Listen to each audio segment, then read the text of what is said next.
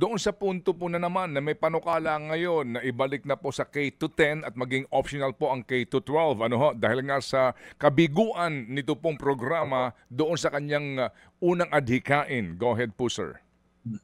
Opo. So, pinag-uusapan pa po yan namin ngayon sa EDCOM, pero more or less, ang agreement or usapin po ngayon, ang level po ng usapan is kailangan siyang i-improve, kailangan tutukan ang mga maling implementation na nangyari katulad nun sa SHS-TVL na talagang hindi pala aligned sa training regulations ng TESDA, hindi pala tama ang bilang ng work immersion hours, pero malinaw din po na dapat mag-isip po tayo ng mga pathways. For example po, kung napakagaling na nung bata, sa Mm. ibang bansa po dito sa ASEAN, merong Cambridge Assessment, kung pwede po ba tayong mag-adapt ng isang international and rigorous assessment na pag yun napasa mo, ibig sabihin talagang Mm. top 1% ka of the entire batch, baka pwedeng bigyan ka na ng oportunidad na tumuloy sa college. Hindi naman po ito bagong idea. Okay.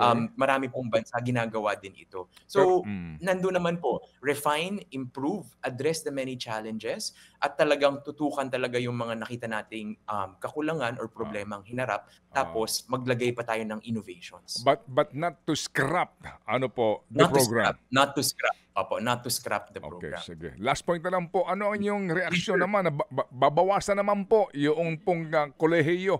Gawin na lang daw hong 3 taon na naman, meron pong gano'n pong proposal. Opo, opo. So pinag-aaralan din po ito ngayon kasi po alam niyo po gumawa po kami ng ibang studies. Nakita po natin na sa pag-aaral po ng isang fellow po natin sa Lasal, pag i-compare niyo po yung curriculum ng Pilipinas tsaka sa ibang bansa around the world, nakikita po natin na medyo mabigat talaga yung requirement for GE sa atin. Tapos yung sa internships talagang kulang na kulang. Ibig sabihin, marami po tayong oras sa general education, pero pagdating po sa internship na hands-on training to Mhm, improve their mm. proficiency when it comes to actual work or hard skills, doon po medyo nagkukulang. Nakita din po natin na maraming batas po palang naipasa under the board profession, so yung mga nakadikit po sa PRC na mga professional laws na nagre-require ng specific length ng program. For example po, may nakalagay doon na dapat kung itong program ang gusto mo, dapat 6 years kahaba, dapat 4 years kahaba. At yung ibang batas po na ito, 1960s, 1970s pa na ipasa. Mm. So sa amin naman po, ang pinag-aaralan namin ngayon is how do we make it more efficient? How do we make sure that higher education is relevant to the needs of our students today? And Mhm, kaya pong mag-evolve. Kasi kung may mhm.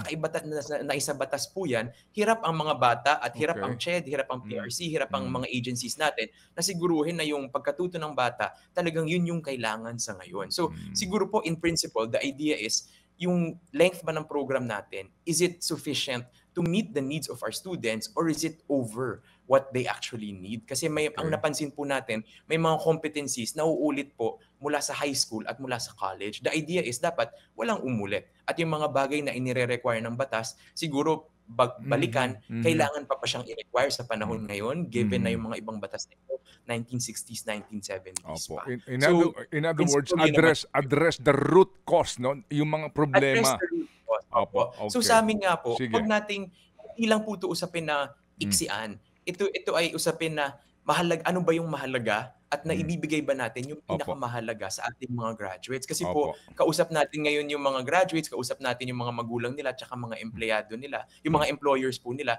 Ang sinasabi po, yung mga graduates daw po natin, kulang sa functional literacy, kulang sa mhm, communication skills, mm, mm. kulang sa critical thinking skills. So siguro po sa pagre-review na ito, hindi lang po tayo mag-focus doon sa yung bilang Mm, na mababawasan or bilang mm, na madadagdagan, mhm. pero ano ba yung naibibigay natin dati at hindi natin naibibigay at Opo. paano natin sisiguruhin ngayon po maibigay ngayon?